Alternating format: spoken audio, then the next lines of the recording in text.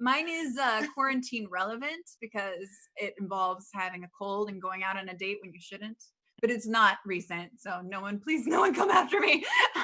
So I was in Vegas with Gia and Tiffany, and I had just come off the heels of like a tough breakup, a long-term relationship.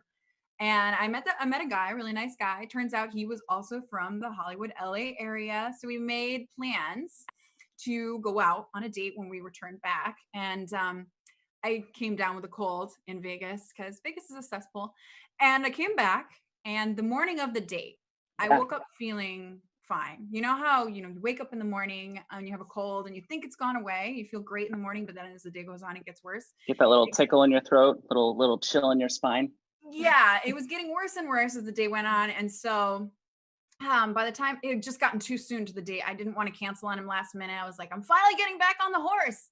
I can't cancel now. And my friend Tiffany, who's probably watching this or will watch this later. Hi, Tiffany. Oh, yeah. Our good girlfriend.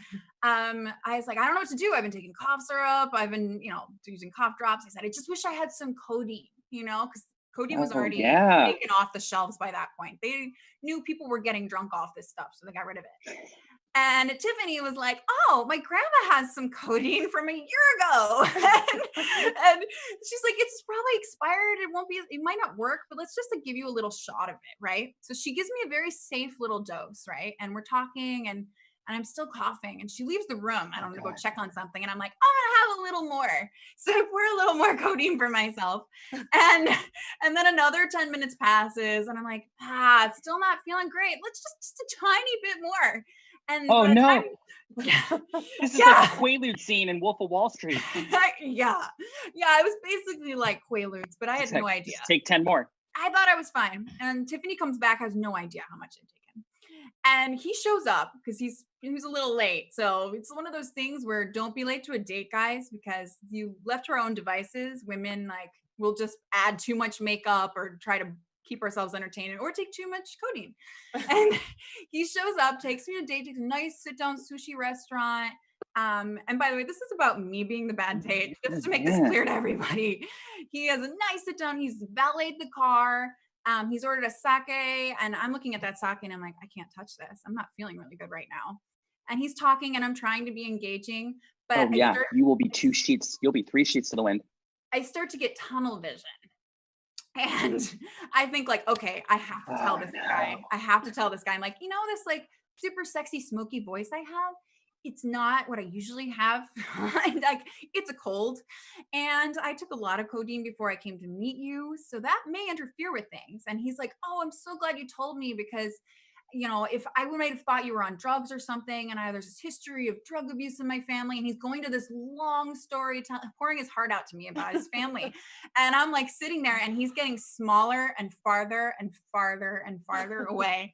And I'm like, yeah, I said I was mostly okay. I don't think I'm okay. And I jump up from the table and run out the back door where there's a security guard and a girl smoking. And the second I get outside, I fall flat. My body just is we can't stand anymore, and takes me down to the ground, and I hit my head on the concrete, and both of them are looking at me like, what the fuck? And I jump up immediately because you achieve equilibrium and you're fine. I jump up, I run back inside. I'm like, I'm okay, I'm all right, I'm fine.